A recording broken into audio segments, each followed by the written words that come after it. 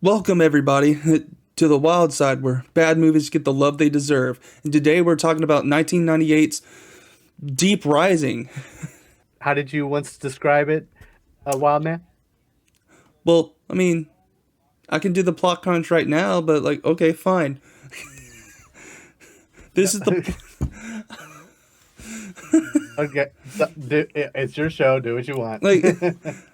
Today I'm joined with Decker Ramirez and Uzumaki. Hey, what's up?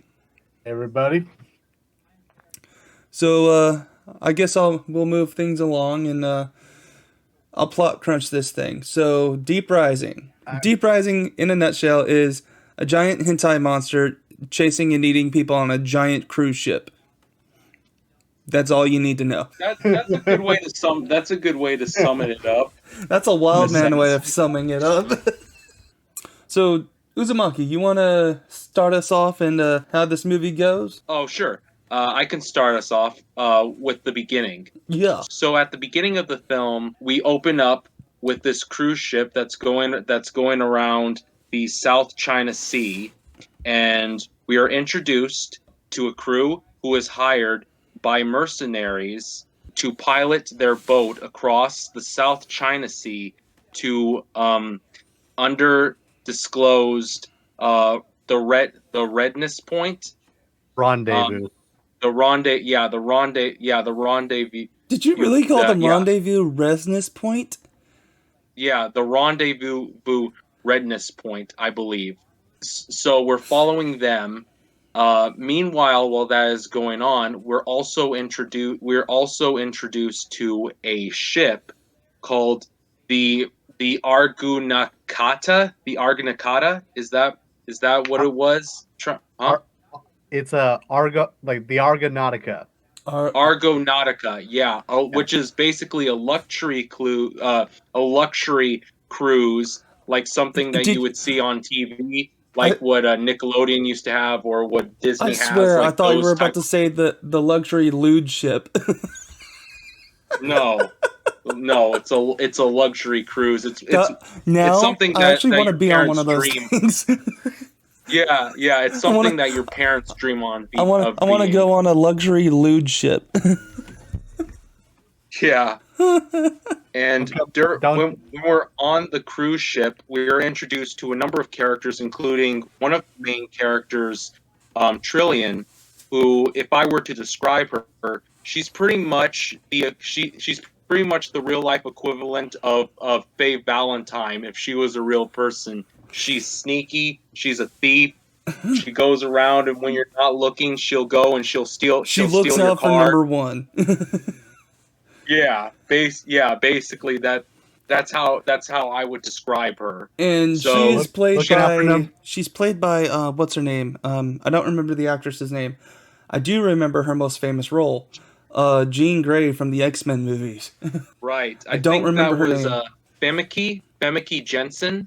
I think that's her name. So when she steals the captain's card, she goes into a vault which has this priceless jewelry that she's trying to steal. However, she is caught. And then while that is going on, all of a sudden something bad happens to the ship. Um, a And we don't large know ob what. and then a large object rises from beneath the rams of the vessel, leaving it dead in the water. And it is this point that we're introduced to the main cast. Finnegan, played by Treat Williams, or is it William Treat? I think it's Treat Williams. It's Treat Williams. Treat Okay, there you Williams. go. Treat Williams. And this is an all-star cast. Like everyone in this movie went on to do other stuff that you have seen them in. We have 90s Mortal Kombat Kano. We have Benny from the Brendan Fraser Mummy movie, that little weaselly guy. We have the guy that played Dr. Jekyll in League of Extraordinary Gentlemen. We have the black guy that was in Guardians of the Galaxy. That when Star Lord is saying who he is, the guy just responds with "Who?" And if you need more, he was in the most recent Kingsman movie. Um, Yeah, he plays my favorite character in the film. We'll get to him. Yeah, like with what happens with him, yeah. And then we also have I'm forgetting any. Oh, we have a horny dude that went on to play in the Meg movie, which he was horribly miscast in that movie, but that's beside the point. We have some other lower name actors and actresses in this movie, but those are the main characters that you're gonna recognize. I described this movie as one of the. This movie is an intersecting point in the Wildverse. It's amazing. Trent Williams is playing a guy named Finnegan, who was originally supposed to be played by Harrison Ford, but Harrison Ford backed out of it for whatever reason once he realized, oh, you want me to play Han Solo? No. Which I don't get what his hate for that character was. It's his most. He doesn't like it because people think of him as only Indiana Jones and Han Solo, and that irritates him because he's had so many other iconic roles. But those where are it's like, those are why the does it fan have to favorites. be? I know. It's just for him. I don't know if it's necessarily an ego thing, but it's kind of a thing where he's saying that I'm only noted for this project. Why aren't you noticing me for any of these other projects? It's weird. Like as actors, you don't get to choose what the fans remember and love you for. You should be grateful Right. that they are. I mean, you don't hear Hugh Jackman arguing. People know him as Wolverine, and he loves That it. is by far his most famous role, and by like no, not to discredit his acting, because it's not, but like none of the characters that he's played besides that are as memorable as him as Wolverine, if that makes sense. Not trying to say he didn't do a good job in his other roles, he did. It's just he knocked it so far out of the park with that performance that no performance he could have as any other character just comes close. And maybe it's because our generation just grew up and he left that much of an imprint on us as that character. I think it's a mixture of both, but whatever. And we're getting sidetracked. There we go. No, you make a good point. So they're sailing, trying to get. What they don't know is they're sailing towards the cruise ship. They don't know that yet. The leader of this mercenary crew is just like, and you're not curious what we're doing out here? Nope. I shut up and do my job, so I shut up and do my job. And you don't have any questions? Hey, if the cash is there, we do not care. Skinny guy's name, I forget. Joey Pantucci. Joey. Yeah, Joey does care. Played He by is Kev- curious, and it bites him in the butt. So he goes down into the cargo bay past this mercenary crew, which are people that I wouldn't even really want to mess with, but then I would enjoy screwing with them once you realize they're idiots. But Oh yeah. But he discovers that all the cargo that they have are nothing but torpedoes, and there's hundreds of them in their cargo bay or cargo hold, whatever you want to call it.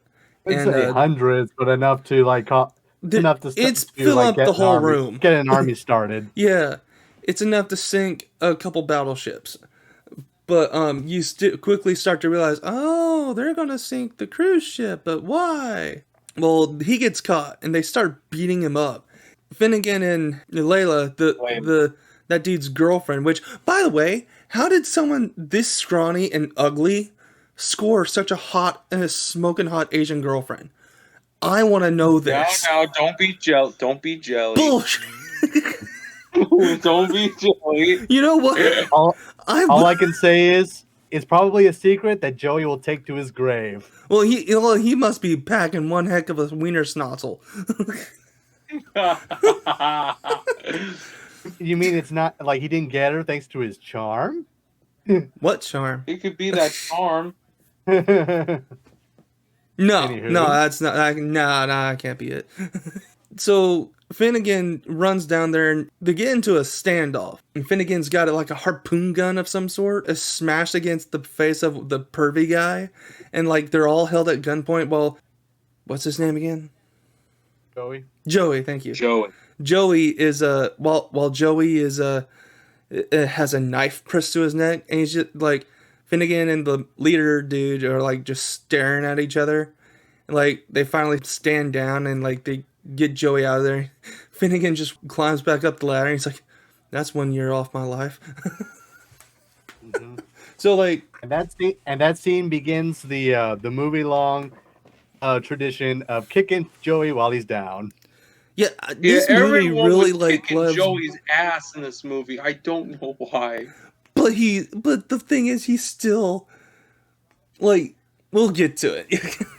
To cut that short, people, mercenaries hired Finnegan to just transport their goods. Like, he's paid to shut up and do his job. Joey gets too curious, gets his ass whooped. Teach's character has to save him. Finnegan starts wondering, like, what are we doing? Yep. And then they run into a speedboat. Oh They yeah. run into a speedboat which blows a huge hole in the side of their ship, and they're like trying to figure out what happened. And they're like, and they see like the engine propeller in their engine, and like, what the heck is a speedboat doing way out here in the middle of the freaking ocean? Well, at this point, during that collision, the mercenary, it is revealed that the mercenaries planned this to invade and rob the ship that they're leading to rob both the passengers and the vault. And like these, like I'll save it for like when we get further in the movie. Like right when they stop, so for some reason the mercenaries decide to like hold a mutiny, and it's like we're in charge now. Yeah, These like, guys are the most. well, I Like, am the hey guys. I am the what captain starts now. that off? What starts that off is they see through night vision binoculars the cruise ship, and the mercenaries realize, oh, all these people are concerned about is getting parts to repair their ship. They could care less why the cruise ship is out there. But the mercenaries, being the idiots that they are freaking out amongst each other, like that, like they're going to figure out whether they're out here. I'm like, dude, they were going to figure it out anyway since they were the ones taking you there. All they care about is getting parts for their ship so they can get back home. The guy that hired guys are the guy that hired, well, we'll get to him in a minute once we get back there. But like the guy that hired these mercenaries must have got them on Craigslist because they at dirt cheap prices because they are retarded. You really think they're the worst? They're not very smart. no. Do you think we could have done a better job? You know what? Actually, I think we could have. We would have, like we're more common. We'd be more common collected than these idiots. Yeah. Like we'll talk about it more. But there's these guys, even the leader, they're like the most paranoid control freaks. Like, yo, anyone that's watching this and wants to hire us to do some sort of job, hit us up. We really I guarantee you we will appreciate it. be. We all need the I money. guarantee you we will do a better job than anyone think we would have. If there's any casualties, it's due to outside circumstances, not because of any stupidity. And not because of the shenanigans that I tend to go on. Usually those work out for me. But like, I'm living proof. keep buttering me up, and you won't have to sleep in the cage tonight, dude. Okay, I'll keep that in mind. The leader introduces this weird, bizarre gun, which is like a machine gun barrel that rotates and like fires on like an M16 style body. I don't know if they can actually make a gun like this. Maybe they could now. Definitely not back then. Maybe now. I have no idea. I'm not a gun expert by any means. These mercenaries are getting rock hard over this gun. This gun might as well have had double D boobs and a six pack. And these guys were getting that rock hard over. The best of both worlds, eh? Do you love the analogies I'm coming up with? Only the wild man, huh? Only in the wild, man. They bring Joey and Finnegan onto the ship with them. This is how stupid these people are. They're like, yeah, we're gonna rock you, like we're gonna rock y'all up and crash this party. And like Finnegan's just like, I don't hear any party. Why is it so quiet? And they're like, these people are like, it's not their first mission, but they're acting like it's their first mission on vacation or something. Like, we're gonna have so much fun. We're gonna scare people. We're gonna blow shit up. And where is everybody? Shut up, Finnegan. What do you know? Yeah, wait, where is everybody? I told you, shut up, Finnegan. You don't know nothing. And like, he knows everything 5 minutes before they do, even though they're right in this happening at the same time along with him. I know it's funny. Like Finnegan's portrayed as like he's been around the block. He knows how things work. Yeah. He's also portrayed as kind of like the average Joe, Like, at least compared to these mercenaries. yeah, he's like, And he's still smarter than them. like, he's portrayed as this, yeah, he's portrayed like he's been in the business long enough to know what to do to keep himself alive. My interpretation of it is like the way they keep referring to, like, I know your reputation, which like means like it seems like he's like more bottom of the barrel tier list wise of choices that they could go with. Like they only go with him because he's cheap or something. Maybe, I don't know, but like they never go into that. But I'm like, he clearly knows enough to keep himself alive, and y'all are treating him like he's the stupidest person on here, and when he's proving himself to be the smartest guy on this ship. You also put it best like this. Everybody's like, I know who you are, Finnegan. And we, the audience, like, we would like to know. Yeah, Where's the backstory? yeah, that's what I was saying. And we So, don't- like, the funny we thing is, don't need an essay, but don't tease us. just let us have a little bit of milk. Like the funny. I don't know where that came from. Decker. Without going into a lot of detail, I see a lot of myself in this guy because he's smarter than what people give him credit for. And that's kind of like the story of my life a little bit. No, okay, I'm kidding. I couldn't resist. You get a pass. But they're realizing that no one is here. Backpedal a little bit. Jean Grey got caught and got locked into the bridge of the room, and she's like making the best of it. But like when shit hit the fan, she got knocked out, and like she just woke up and like broke out of the bridge. So like they're running into her as she's trying to open up the safe, and like the black dude opens up the safe. The bald guy, that guy that's like in Kingsman, he opens up the safe. And like he immediately gets an axe to the face, and you see it full screen. Oh, and this is when Canton comes in, right? Mm-hmm. Yeah. Yeah, Canton, one of the best characters in this film, baby. This dude has a lot of issues. He's greedy. Apparently, has some sort of weird hatred to women, because he just slaps Jean Grey for no reason. And, like, he just has a real hate boner for her for some reason. Well, she is a thief. A thief that hot? I don't care. You can steal as much as you want. Never. Oh, if she stole your just kid, let me have some fun first. Kidney, you would defend her. If she stole your kidney and put you in a bathtub full of ice, you'd still defend that, wouldn't you? Listen. Worse and more bizarre things have happened to me. Okay, so yeah. Oh, no. as long as I had a great night with her, I don't care.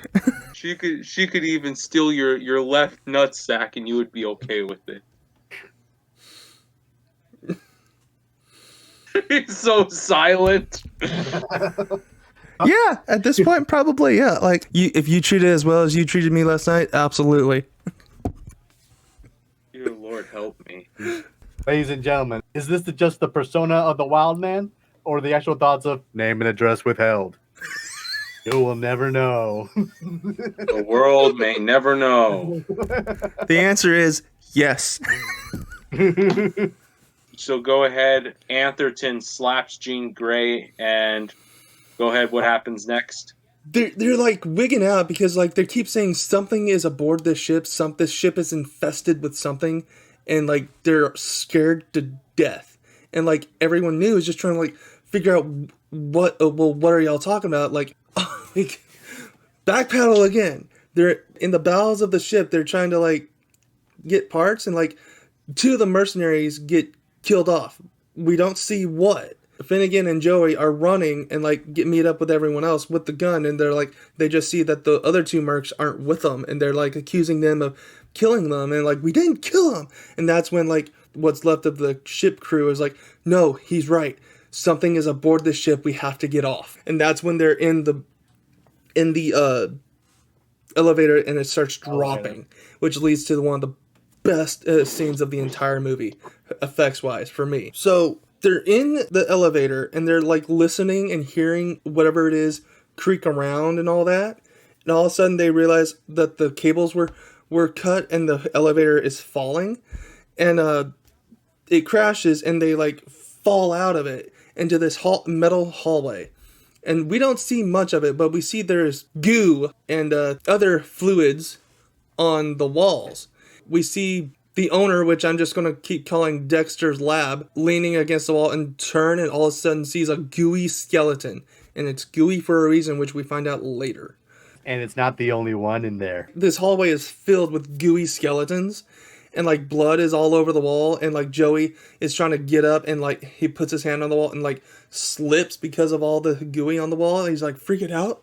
But amongst them all seeing all this and freaking out, Finnegan is trying to like seize one of the guns on the floor and goes to reach for it. Well, the lead merc puts his foot on it and he's like, "Don't even think about it, Finnegan." And Finnegan just looks up at him glaringly as if to say, "Are you freaking serious with all that's going on?" Then all of a sudden they hear a noise and they look to the far end of the hallway and see this metal door. And all of a sudden this metal door just starts to bend and push in And as if it wants to crumble and bend inwards into the hallway in such a bizarre way.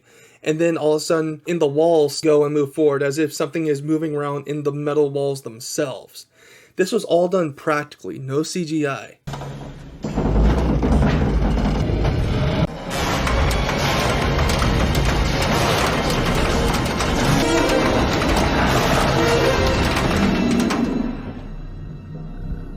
And then they stop.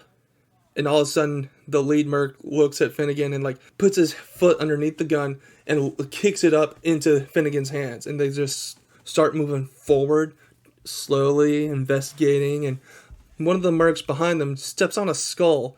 And they all look, and all of a sudden, all this stuff starts happening all over again. And they just start firing. It's so well done. Like how the metal is bending and crunching and giving way, but without actually breaking. Obviously, this wasn't really real metal. It was painted and made to look like metal. I don't actually know how they did it. I just know it was practical, and it's gorgeous. The practical effects with like the walls bending and tearing, or like bending and crunching and all that, coupled with like the skeletons, they look like so convincing and like really recent. Mm-hmm. It just like adds to like, oh, we are in deep trouble. Yeah, it's one of these things where like how fresh these remains are. Yeah. Whatever happened right before these mercs got here. So they literally just missed it by the skin of their teeth. So after our ragtag group escapes, and I believe this is where we find out like what exactly happened to the ship. It's revealed that Canton, Dexter's Lab, he was in cahoots with the merc leader, who is played by what's his name, Wes Studi as Hanover. Yes. Hanover is the merc leader. But anyway, like we find out like why is the ship dead in the water? Dexter's Lab and Hanover were like they were scheming. Hanover and his mercs would come in, rob the place, and get all the goods that they want, and then Dexter's Lab would collect like after the ship was destroyed, he would like collect the insurance. And then while that's going on, the group is being attacked by creatures resembling giant squid-like creatures. Like if I were to describe it, it looks like how you would imagine Cthulhu looking like if he met the Kraken, that sort of thing. Canton also theorizes that the creatures are an extreme evolution of the Otia. I think that's what it was, which drains their victims of their blood fluids and then ejects the carcass. Yeah. Funny thing, the like while the creature is made up, it's actually based on a real life creature, prehistoric worms. Right. That's actually the prehistoric worms was what they were theorizing what it was. It's not actually what it was. We mentioned that. Oh, don't worry. Yeah, we did. Okay.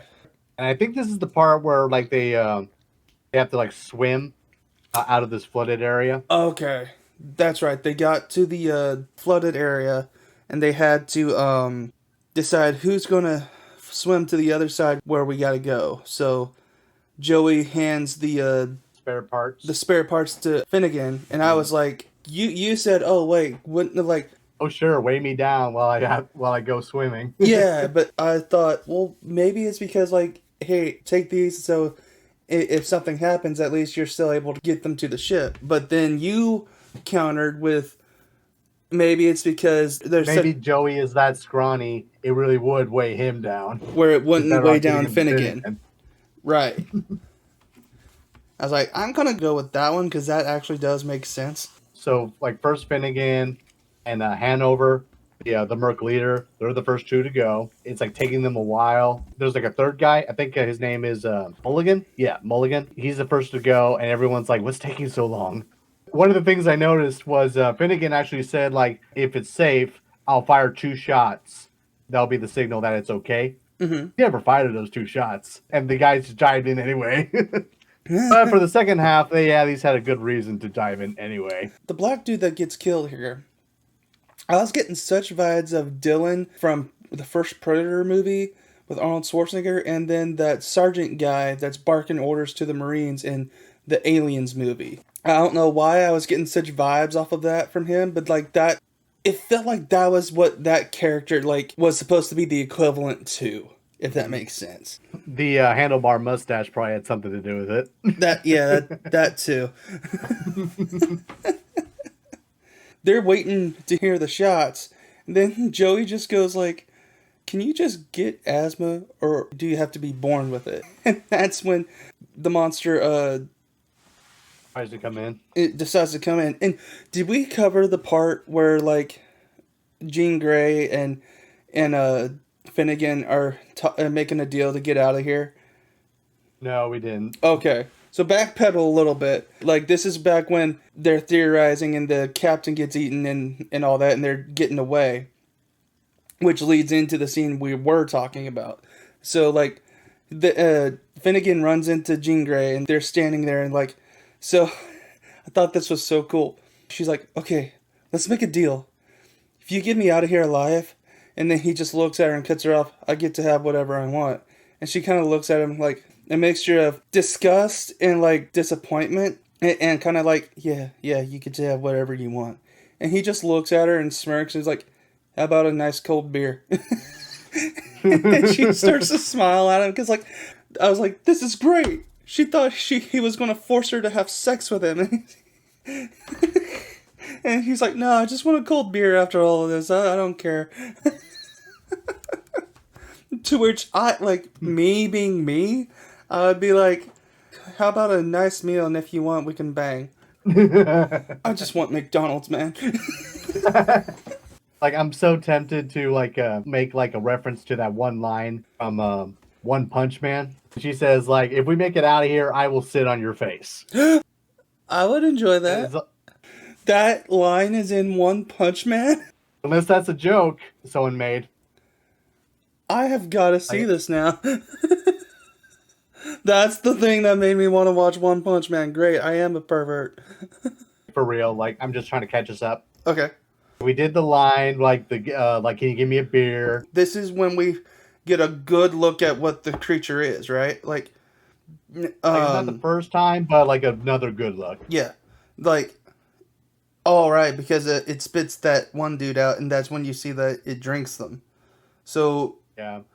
And that when Finnegan drops his gun and Jean Grey like saves him. Yeah, so like what happens was after they had that little exchange, one of the creatures like pops out between the pipes that they're standing by, and like she runs off, and like Finnegan's on the ground like frozen because it's right there, and like it's looking around, it's like seeing it's like interacting with the hissing steam of the pipe. It doesn't see him. He's just right there, and he's like sees the gun right next to him, tries to pull the gun next to him, but it hears the noise he makes. He's backing up on all fours as much as he can while it heads next to him. That's when Jean Grey fires her gun at it to get it away. And that's when we find out, oh, they hunt by sound. Yeah, like the other thing was like trying to like slowly get his gun, but like a dummy, he drags it along like.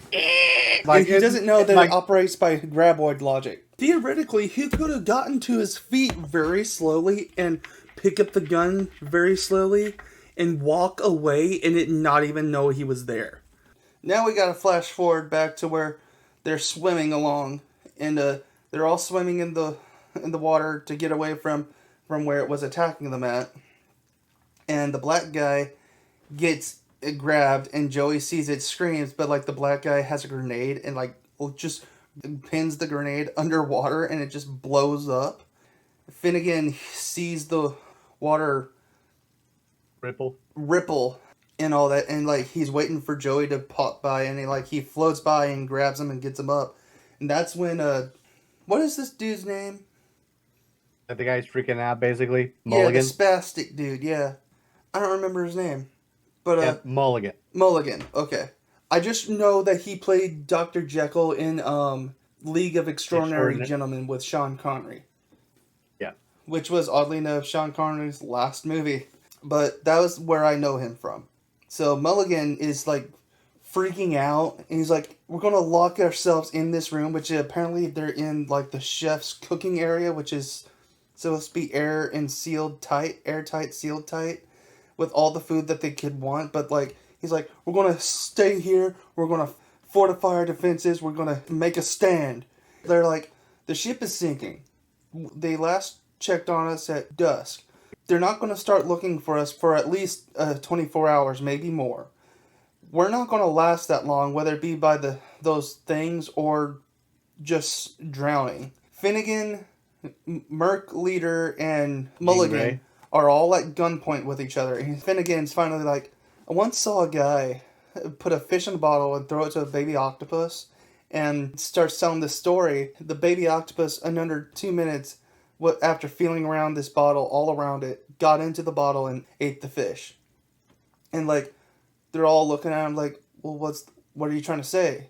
Where's the fish? But it basically boils down to like, you stay in one spot, you're dead. Your best bet to stay alive is to keep moving. Like if you stay put with this creature, you're a sitting duck. Yeah. After explaining this, they see one of these tentacles has already gotten in there. Mulligan fights it off, but they have already run off. And after fighting it off, all of a sudden he turns around and another tentacle just grabs him and eats him. So at this point, I think this is where they like the tentacles start herding everybody together to the bow.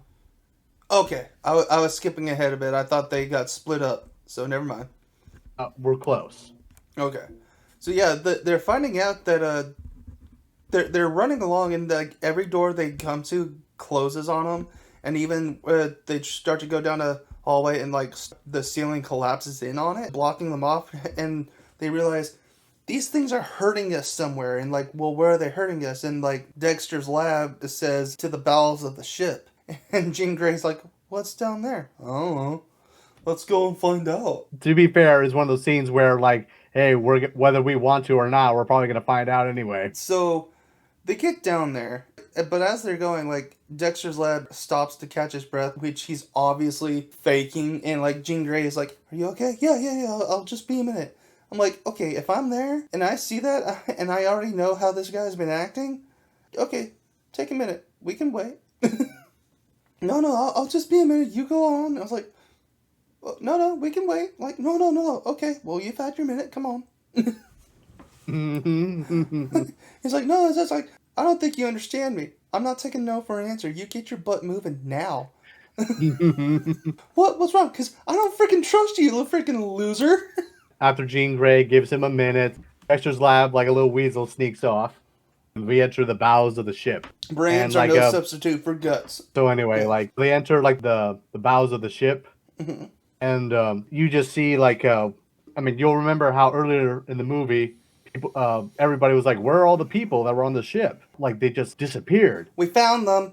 Like all the passengers, like bloody all like gooiness around them. All you see are skeletons with like a little bit of meat and viscera on them for effect. They had a like screaming sound effect.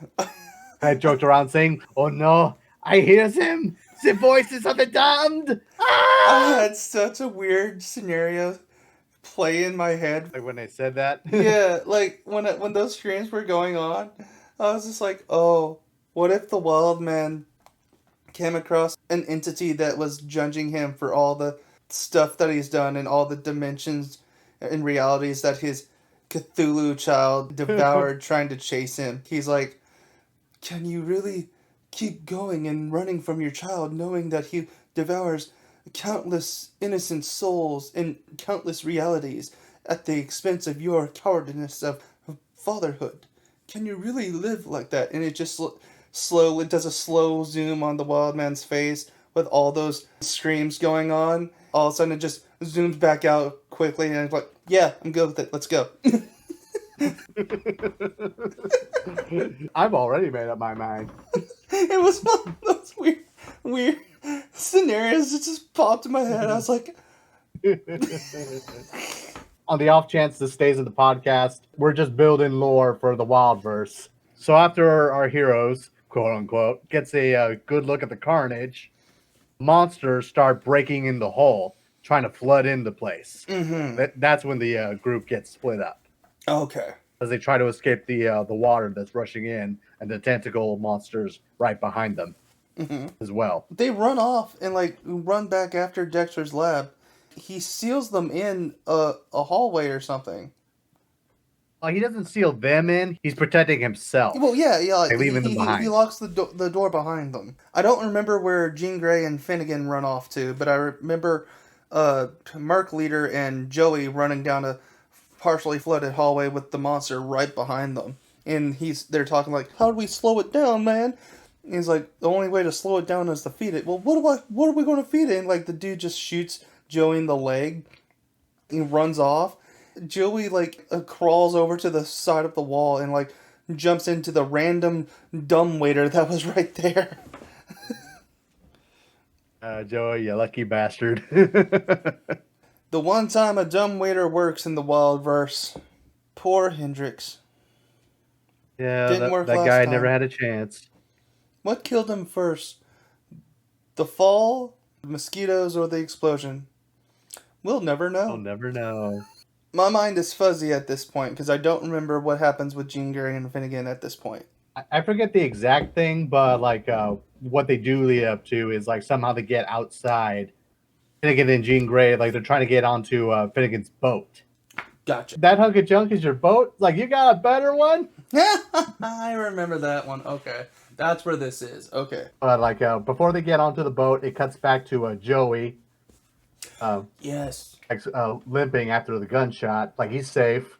He passes, like, by a sign. The Argo Nautica. Like, fun times on the sea, or whatever it actually says. Like, give me a break. Are Like they that back face. in? Is this the room where they first showed up in at the beginning of when they first got on the ship? It might be. So Joey, like, he's like, after running away, he walks in, like, he's sitting down, trying to catch his breath. He sees a gun in the distance and reaches for it. And like, right as he gets his hand on the gun, the hand of the Merc Leader grabs Joey. From above, because he's From Joey is leaning against we find out is a pool table. He's like sitting down on the floor against a pool table. or a roulette wheel, one of the two. Oh my gosh, it could be a roulette wheel. Never mind. Anyway, like, Merc Leader grabs Joey's hand. He manages to pull away, and he's like right about to like defend himself, like pointing the gun at the Merc Leader, and he sees the Merc Leader's already been caught by the tentacle. He's grabbing onto the edge of this table. His bottom half is already in this tentacle's mouth. And, like, the tentacle is just slowly swallowing his body, like, inch by inch, ever so slowly. And you see this dude just spazzing out, and, like, he's clearly in pain. I'm like, oh my gosh, this looks horrible. It's not like he's just being pulled in. Like, the mouth has, like, little hooks that, like, pull him in. It's like stabbing him each time. Like, it's like not a pleasant mandibles experience. of some. It's like it's a bunch of like mandibles or something. Like, Joey is about to run off, but then he looks back at the Merc Leader. He's like, I can't stand by and let this guy suffer. So he goes back, and for some reason he leans back down before giving Merc Leader the gun. I assume that's because of his leg. He hands them the gun and he says, like, don't say I never gave you anything. He's about to walk off, Merc Leader, in his infinite wisdom, tries to take a shot at Joey as he's walking he away. just fires this gun at the guy that just gave him a mercy killing. Everybody from the audience, like, pretty much had like Joey's reaction, like asshole, as he walks off. And he just turns back and yells at him like, "You asshole!" and runs off before he can fire again. And like the Merc Leader, in his infinite wisdom, like, gets ready to like give himself the mercy killing, like put himself out of his misery. But it turns out he fired the only shot that was left in the gun. And then he just like starts to build himself up and like he lets out a huge "oh no" yell. Like, and as he's doing that, you just see like the mandibles reach and like clamp over his shoulders.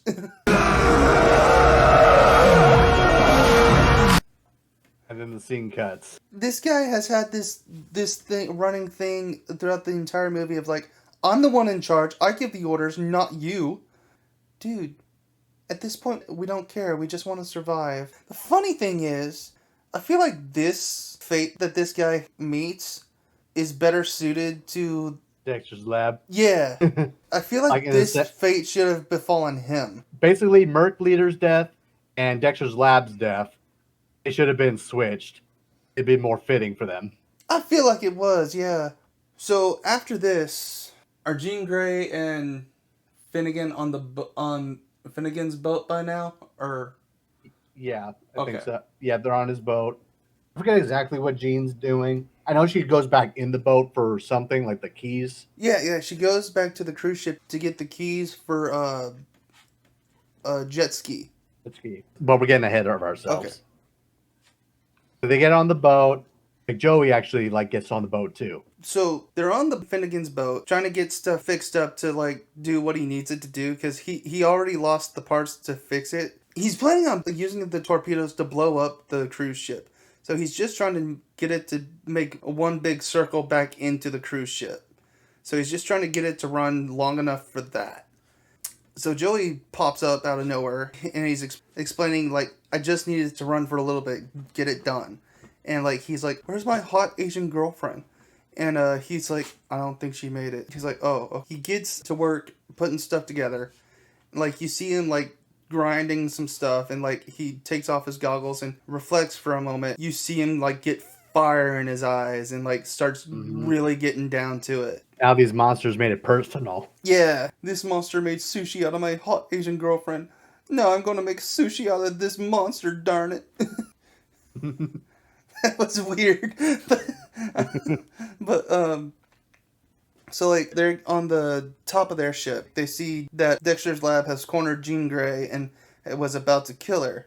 Well, Finnegan arrives with a Gatling gun, machine gun, handgun thing, and starts firing at around Dexter's lab and scares him off. And they're in what I think is the main entertainment hall of the cruise ship, which we saw at the beginning of the movie. That for sure is. Well, stuff is all of a sudden moving around, falling around, and shifting and all that, and you see this huge thing pop up out of the floor. Like, what we thought were like a bunch of giant tentacle just monsters, separate things, are all tentacles to one giant organism. Like one big mega creature. Yeah, it's essentially like the graboids. Like those snake things we thought were just weird snake creatures are just these bigger creatures' tongues. Like the way this thing comes up and like the tentacles around it all are just flopping outside of onto the floor,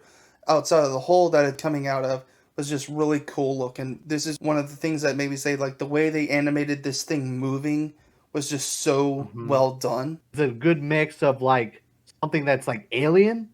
At the same time, you can like legitimately picture it as something that came from the sea. The way they animated this creature's movements was just so well done that it just fits. It's just well done. Like you take footage of like a octopus walking on land. What this thing did was basically that. It was that convincing. One of the tentacles wraps around Finnegan and starts picking him up and bringing him to the main creature, whatever you want to call it, like the head, the mouth, the body, whatever. This is the funny part. Like, as he's like being brought over, another tentacle just like sucker punches him in the face. Like he's struggling, like elbowing it, punching it. He's like, "Oh, how do you like it?" Bam. Yeah. It wasn't like a slap. It literally looked like it punched him. Imagine like a venomous snake striking out like they do, but instead of actually biting, it's head-butting its head into you. That is essentially what this thing did.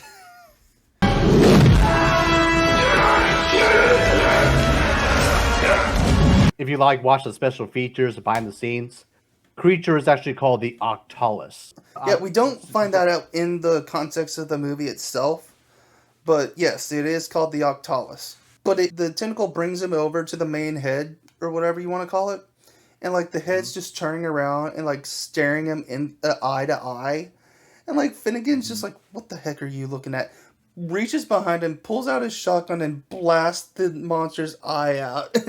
So after he shoots him in the eye, it drops him, and him and Jean Grey make a run for it and get to the jet ski and and start to build up speed to jump off the ramp to get out. Well, by the time they make it back to the ramp, it's filled with all the tentacles, and they start chasing throughout the ship. And like he's pointing behind himself and shooting his shotgun and having Jean Grey pump it back up and all that. They about to run into an elevator, but it's one of those elevators that has a door on one side and a door on the other side. So it's like a double door elevator. He shoots out the button on the door to open the elevator before they get to it, has Jean Grey pump it, and shoots the other door on the elevator to open the other side though, so they can ski right through it. It closes back after they go through it, and like the tentacles like react to this and like whoa, and like I could have sworn there's like some sort of breaking a sound effect put to it or something. But like they slam into the closed back to the cargo bay or whatever and jump off the ramp. But like as this is all going on, Dexter's Lab has jumped onto Finnegan's boat as it was leaving, broke his leg, and has been hobbling over to the pilot seat and trying to pilot it, only it's not working. And it's on autopilot. It's on autopilot. And he realizes this all too late as it slams into the side of the ship with the torpedo on top of it and like blows up. And that's happening as they jump off the ramp outside the ship. So now his ship and the cruise ship are all gone. And they make it to the island that they were trying to get to, which, did we mention the island? We did not. Okay, so they saw that there was an island in the distance that they were trying to get to. That's all. So they headed to this island. It cuts to them on the beach the morning of. Apparently the jet ski is busted, and Jean Grey like sees like a life preserver on the ship coming onto the beach. It's like, look, I found a souvenir. And I'll let you. I love her in this movie. She was so hot, so kind of bubbly. I was just like, be mine. I don't care if you're 50-something now. I would totally go for you. Last I saw, you're still freaking hot. And the reason why the Wild Man is fantasizing right now is because, like, right after she finds the life preserver and like meets back up with Finnegan, like, he basically gives like bad news. Like, I guess we're stuck on this island. And how she respond? By like having a deep embrace and kissing him. Like she plants a huge wet one on him and breaks it off and like walks away. He's like, "Well, I guess we're stuck on this island." Like, I guess this is such a bad thing. And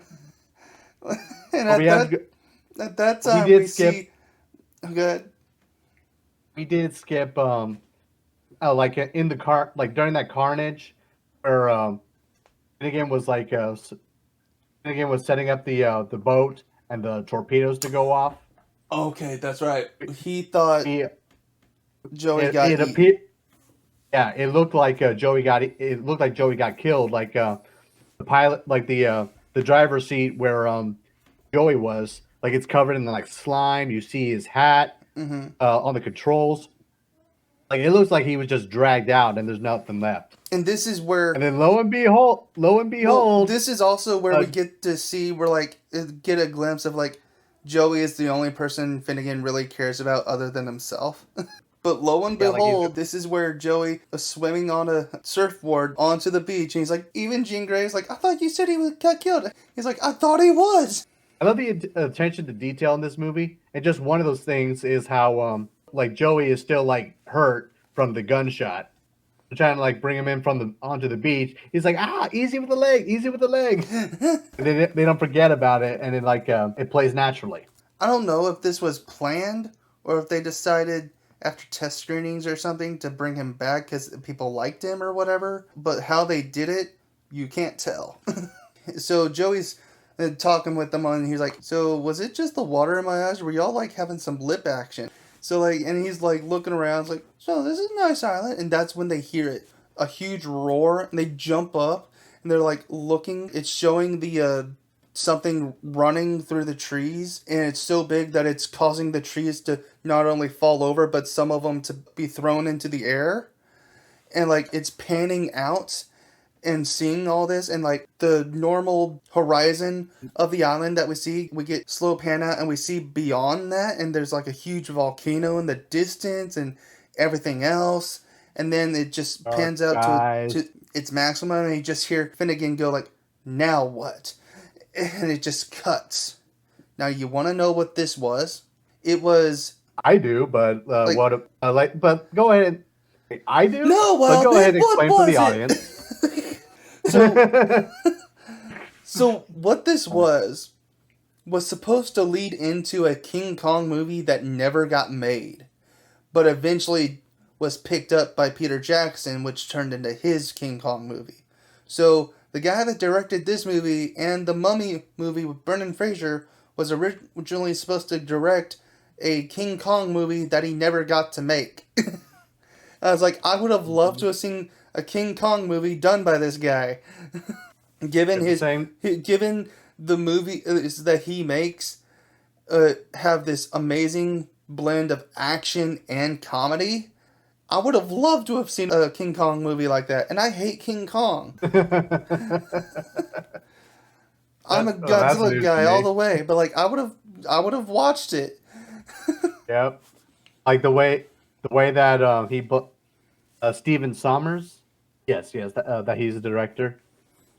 But yeah, looking back on this was more heavy on the action, but there was still comedic stuff in here.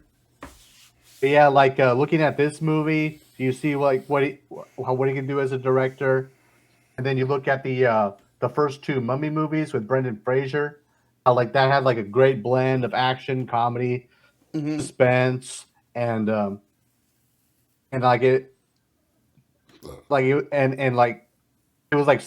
was serious, but also had its lighthearted moments. And I agree. I would have loved to see his take on King Kong. I think this is a Wild Side movie for me. It's a great blend of action, horror, and comedy. Or well, maybe not so much comedy as it is humor, but it's a great blend of all three. Me personally, I'm a sucker. I am a sucker for a creature feature. I love creature feature movies. They're my bread and butter. I grew up on them, and I just love creature feature movies. I will sit down and watch a creature feature any day of the week. Speaking of which, I need to show you one that I grew up on called Deep Star 6. I don't know if you ever heard of it, but I need to show it to you if you haven't seen it. Deep Star 6 or Deep Space 6? Deep Star 6. Okay, so that's new to me. Oh, so yeah, you're going to have a fun time with it. Yeah, so definitely look forward to it then. All right, as for my ranking, I'm going to have to go with the rambunctious side, but a very strong rambunctious side. Okay. Some of the things that hold it back is say some of the lines or characters being even for a horror movie, they were more stupid than they needed to be. Mm-hmm. But it's just anything that holds this movie back, it pales in comparison to how this was made to be an action thriller. As some things could have been written better, but the stuff that they got right. I mean, it may not be winning any awards, but it is still impressive for what it is. A strong, rambunctious ranking. So, Uzumaki, what is your closing thoughts on the movie? I really enjoyed it, actually. I know it's your typical action 90s film, but that's what makes it really fun, in my opinion. It's an action film that you don't really have to take it necessarily serious, but it's a film that you can just sit down and enjoy while you were with friends or when you're trying to just having a guys' night and have like some chips and a beer and stuff. Like it's one of those kind of movies. Also, the creature effects are not as bad as people say they are, because I've heard people online constantly complain that the creature, they don't know what the hell to make of it. They say that it doesn't look that good. They're saying that it looks ugly because of the CGI. I'm sorry, I disagree with that. I think it fits the tone of the film. I like the way how it is designed. The funny thing is, and people can fight me on this, I can point out examples. The CGI on this monster actually looks better than the CGI in some movies today. Yeah, I said it. You want to fight? Come on. I would say that the CGI in this is better than the CGI in the Ninja Turtle movies and better than in the 2011 The Thing movie. Oh God, those films, especially the Ninja Turtle one. Jeez, what was that? So I'm going to give Deep Rising the rambunctious side. Well, I think that's going to do it for us. Stay tuned for the next episode where we're going to be talking about killer clowns from outer space. Ooh, honk honk. Oh, this is going to be a trip down memory lane. No joke. I don't think I've seen this movie since I was about 5 or 6. So it's been a very, very long time and a long time coming. It's going to be a ton of fun for everyone. It's going to be great. Whether it's our first time watching, like me, or first time in a long time, like Wildy here. It's going to be fun because they're clowns. That's why. Thank you all for coming, everybody. This has been Decker Ramirez, Uzumaki, and the Wild Man. You're on the Wild Side Podcast, where bad movies get the love they deserve. And remember, walking the wild side doesn't mean being stupid either. Thanks, everybody.